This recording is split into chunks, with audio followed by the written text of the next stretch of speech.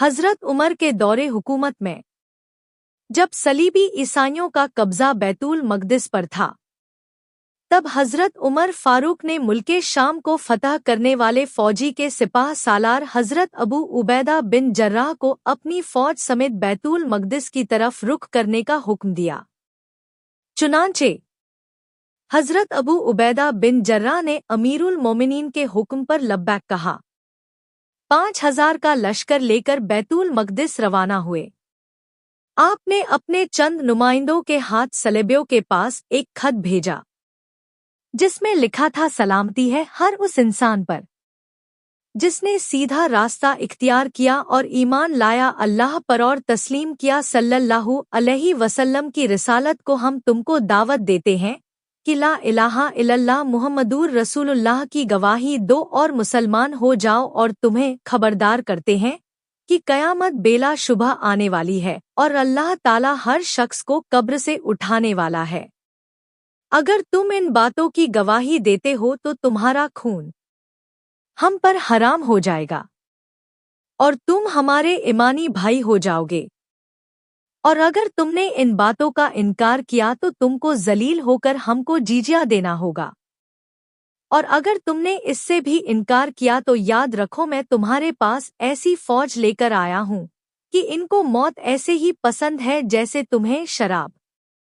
और यह भी याद रखो कि मैं इंशाअल्लाह उस वक्त तक नहीं पलटूंगा जब तक तुम्हारी फौज को कत्ल न कर दूं। लेकिन इस खत में लिखी दोनों बातों का सलेबियों ने इनकार कर दिया, जिस पर हजरत अबू उबैदा बिन जर्राह ने अपनी फौज को बैतुल मक़दिस का मुहासिरा करने का हुक्म दिया।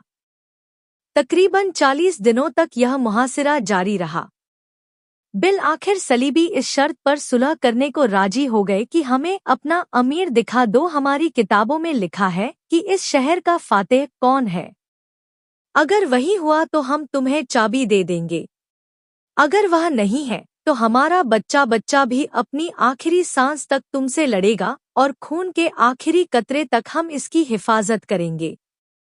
तो हजरत अबू उबैदा बिन जर्राह इस सिलसिले में हजरत उमर को खत लिखा। हजरत उमर बैतुल मक़दिस रवाना हुए। जब आप बैतुल मक़दिस पहुंच गए तो सारे मुसलमान आपको देखकर बहुत खुश हुए। आपने सबको सलाम किया, नमाज पढ़ाई और खुतबा इरशाद फरमाया।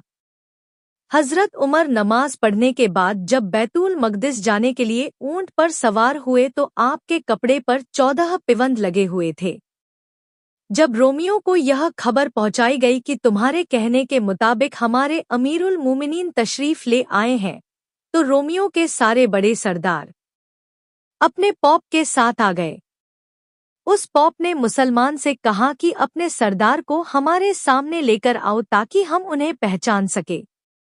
जब हजरत उमर उस पौप के सामने आए तो पौप चीख चीख कर कहने लगा, खुदा की कसम, यह शख्स वही है जिसकी सिफत हमारी किताबों में मौजूद है, और यही वह शख्स है जिसके हाथ से हमारा शहर फतह होगा।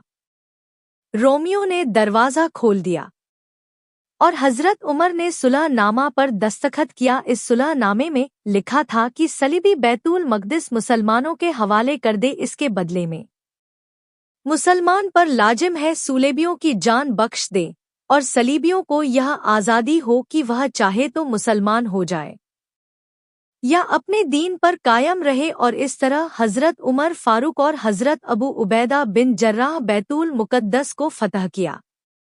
बैतुल मक़दिस हजरत उमर के खिलाफत राशिदा में 15 हिजरी को फतह हुआ और 490 हिजरी तक मुसलमान के कब्जे में रहा है। इसके बाद मुसलमान की आपस की खाना जंगी की वजह से ईसाइयों ने फिर हमला कर दिया और 70,000 मुसलमान का कत्ले आम किया और 91 साल तक काबिज रहे।